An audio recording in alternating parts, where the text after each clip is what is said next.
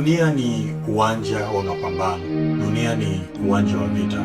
Vita kati ya ulimwengu wa giza na ufalme wa Mungu. Vita kati ya ukweli na uongo. Vita kati ya haki na dhuluma.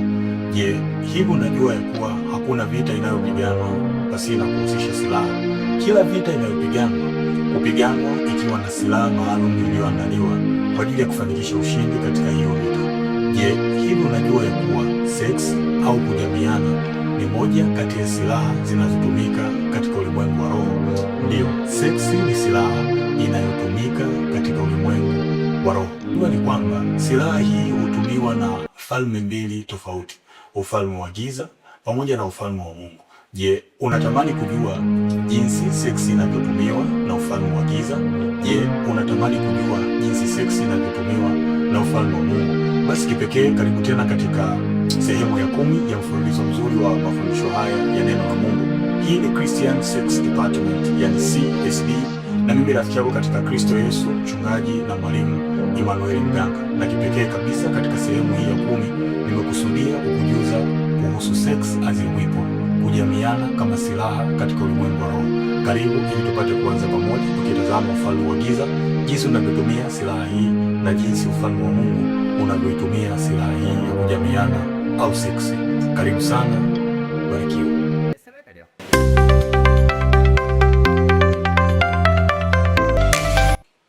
Seksi kama silaha katika ulimwengu wa roho.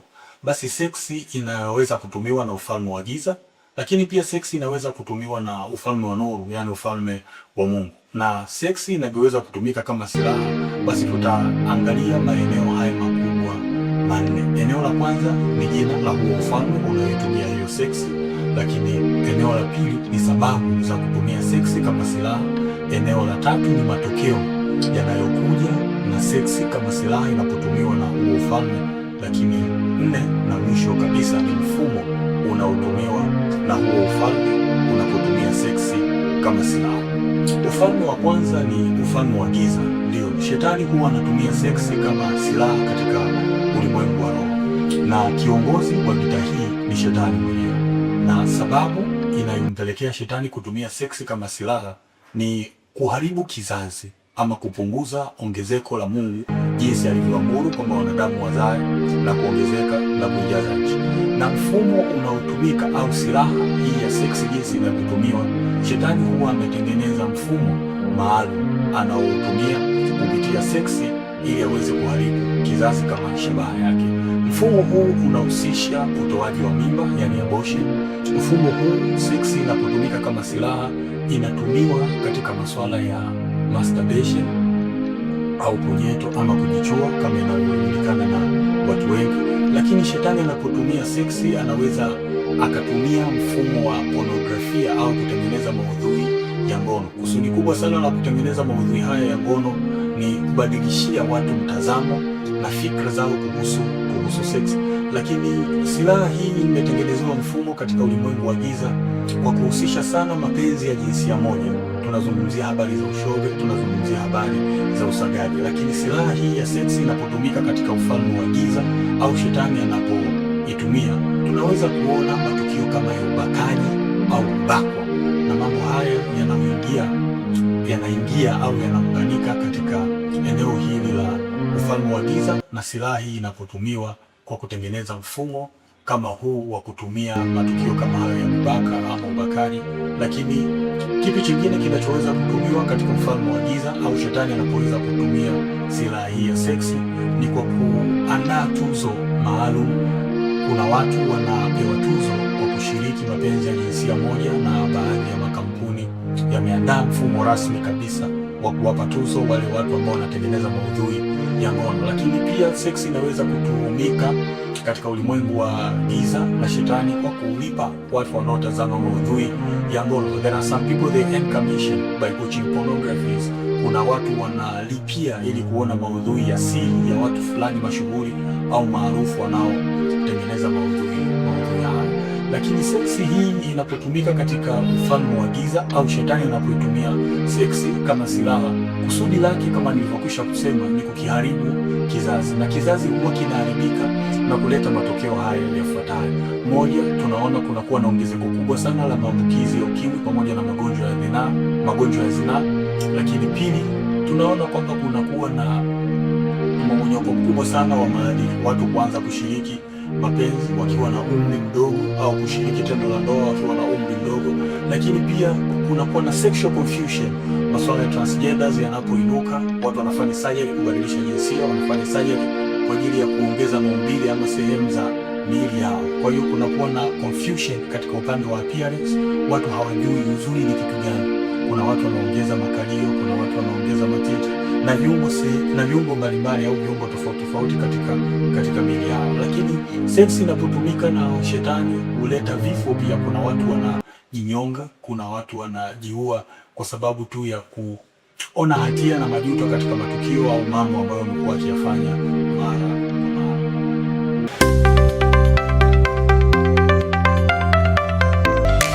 Ufalme wa pili unaotumia seksi kama silaha, ufalme wa pili unaotumia sex as a weapon ni ufalme wa Mungu, na kiongozi wa ufalme huu ni Mungu mwenyewe.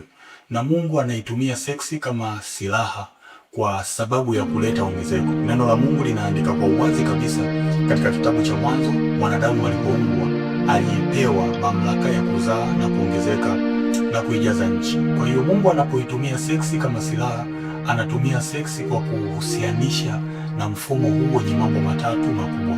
Mungu anatumia seksi kuleta ongezeko kwa kutumia njia hizi kubwa tatu au mifumo hii mitatu. Mfumo wa kwanza ni ndoa.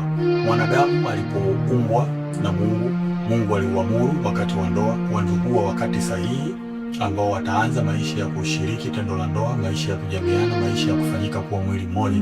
Basi wawili hao wanapoumbwa katika ndoa takatifu na wanapokuwa wanashiriki tendo hili la ndoa, ndio huwa wakati ambao Mungu amebariki kizazi kianze, watu wapate kuzaa wana wa kike na wa kiume. Kwa hiyo mfumo wa kwanza Mungu anaotumia kupitia seksi ni kupitia njia ya ndoa.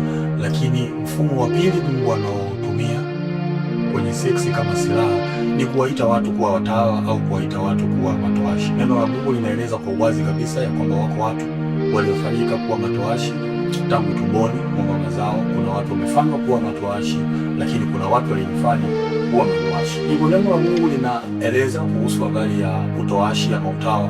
Mungu anaweza akatumia seksi kama silaha kwa kuwatenga watu au kwa kuliita kundi fulani la watu ku abstain from sex, kukaa mbali na seksi kwa ajili ya ifanya kazi yake yeye mwenyewe. Tunaona katika historia na maisha ya mwanadamu watu walio abstain seksi au watu walioitwa kuwa watawa au watu walioitwa kuwa matoashi walifanya kazi kubwa sana katika ufalme wa Mungu. Walifanya kazi kubwa sana na kubadilisha historia ya maisha ya mwanadamu. Tunawaona watu kama wakina Benedikti watawa, wakina Anton na wengine wengi ambao Mungu aliwaita na kuwafanya kuwa matoashi. Kwa hiyo Mungu anaweza akatumia seksi aidha kwa kupractice au kwa kuabstain from sex, kwa kuwaita watu kuwa watawa au watu kuwa matoashi. Na mfumo wa pili na mfumo wa tatu ambao Mungu huwa anautumia ni familia kama sehemu ya kuendeleza kizazi au kama sehemu ya kutunza mbegu. Na tunaona matokeo yanayotokana na seksi jinsi Mungu anavyotumia kama silaha. Kwanza kunatokea ongezeko, lakini pili ni kutunza mbegu. Mungu anatunza kizazi baada ya kizazi. Mungu anachagua watu katikati yake ili kwa ajili ya kuendeleza ufalme wake yeye mwenyewe aliyouchagua kuendelezwa hapa duniani. Na hili ni jambo la tatu na la mwisho, jinsi Mungu anavyoweza kuitumia seksi kama silaha.